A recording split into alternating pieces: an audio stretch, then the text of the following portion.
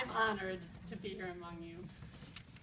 Yesterday, one of our premier poets, Sharon Olds, turned 72. Oh, wow.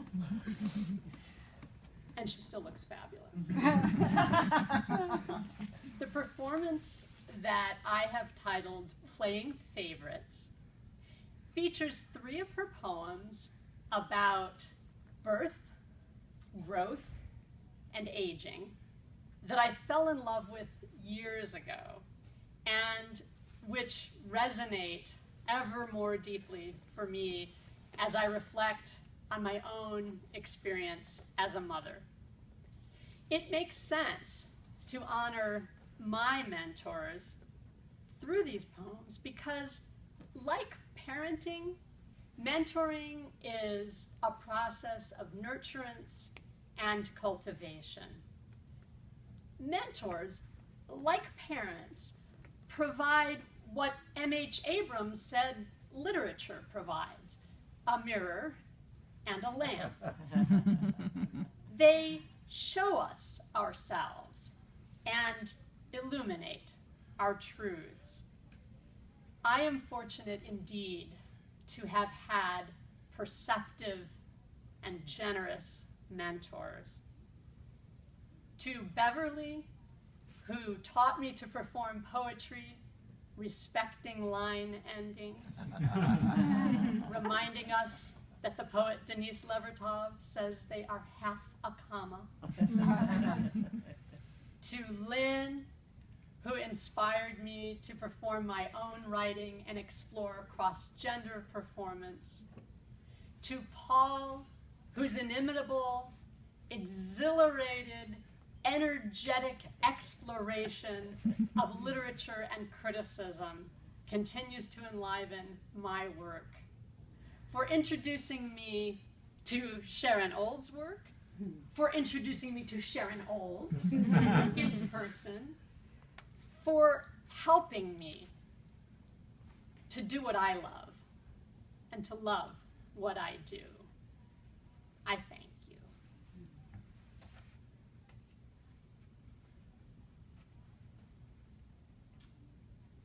The moment the 2 worlds meet, that's the moment I always think of. When the slick whole body comes out of me, when they pull it out, not pull it, but steady it as it pushes forth. Not catch it, but keep their hands under it as it pulses out. They are the first to touch it, and it shines. It glistens with the thick liquid on it. That's the moment. While it's sliding, the limbs compressed close to the body, the arms bent like a crab's rosy legs, the thighs closely packed plums in heavy syrup, the legs folded like the white wings of a chicken. That is the center of life. That moment when the juiced, bluish sphere of the baby is sliding between the 2 worlds, wet like sex. It is sex. It is my life opening back and back as you'd strip the reed from the bud, and not strip it, but watch it thrust so it peels itself. And the flower is there, severely folded, and then it begins to open and dry. But by then the moment is over. They wipe off the grease and wrap the child in a blanket and hand it to you entirely in this world.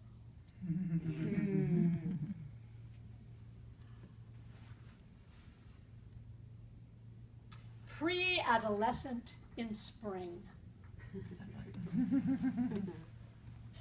Through the glass door, thin as a light freeze on the pond, my girl calls me out. She is sucking ice. A cup of cubes beside her, sparkling and loosening. The sun glints in her hair, dark as the packed floor of the pine forest, its hot resin smell rising like a smell of sex. She leaps off the porch and runs on the grass, her buttocks like an unripe apricot. She comes back, hair smoking, face cool and liquid, skin that vital, translucent white of the casing of milkweed pods. She fishes another cube from the cup with her tongue. Around us, the flat spears of bulbs are rising from inside the ground. Above us, the buds are opening. I hold tight to this child beside me, and she leans her body against me, heavy, its layers still folded, its fragrance only half unlocked, but the ice now rapidly melting in her mouth.